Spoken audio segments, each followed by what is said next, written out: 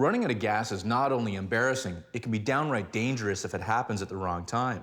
And it can happen easy too. Think about it. You just pulled up to a set of pumps, but yet they've already closed for the evening, and you got 20 miles to go to get to home, and you don't have enough fuel to get there. A solution we've used reliably for a number of years on snotrax is the addition of the tourbuddy auxiliary fuel tank. The tank is attached to the sled and supplies extra fuel into the main system through tubing supplied in the kit.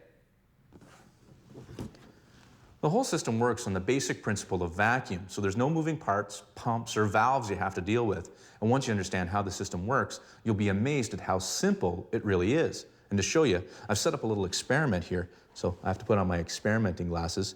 And if you picture this tank as the tourbuddy auxiliary fuel system, this mason jar here as the main fuel tank of your snowmobile, I'll play the part of the engine and consume fuel out of the main tank only by setting up a little siphon here with this hose, and you'll be able to watch what happens. As I do this, there's another vacuum created at the top of the main tank that begins to draw fuel out of the auxiliary. You can see the fuel being drawn into the main tank from the second, even though I'm not pulling directly from it.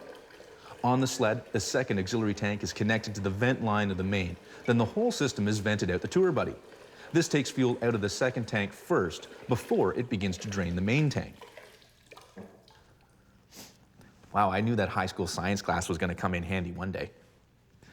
Now, the other advantage of this system is that it drains the fuel load out of the auxiliary tank first, so the weight bias of your machine returns to normal. And your fuel gauge works too. It'll just read full a little while longer. To install the tourbuddy, it's good to have an understanding of the instructions and refer back to them if you need any help along the way. The new tank sits just under the rear exit exhaust and gets bolted right to the tunnel. But first, the new fuel lines must be run, which means you need to remove the seat and some of the body panels in order to gain access. As strange as it may look, chewing on the plastic nylon hose like this warms it up and softens it up enough that when you need to push it over the barb, it's a lot easier. With everything out of the way, splice in the new lines and secure them along the tunnel. With the new tourbuddy, the rear taillight will have to be relocated and then the tank installed with 4 bolts through holes left by rivets you drilled out earlier. Now, the nice thing about this installation is that there's no measuring involved to drill the new holes in the tunnel. We're at the point of trimming and connecting these lines, but you have to make sure you get them right.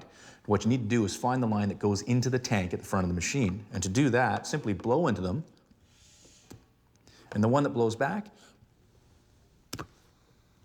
smelling like gas, is the one that goes into the tank. With the tourbuddy installed, it's going to add about 12.6 liters to your overall fuel load, and that's an increase of about 50% on the nitro here. So, with the tourbuddy, all those worries about long distances between fuel stops will be a thing of the past.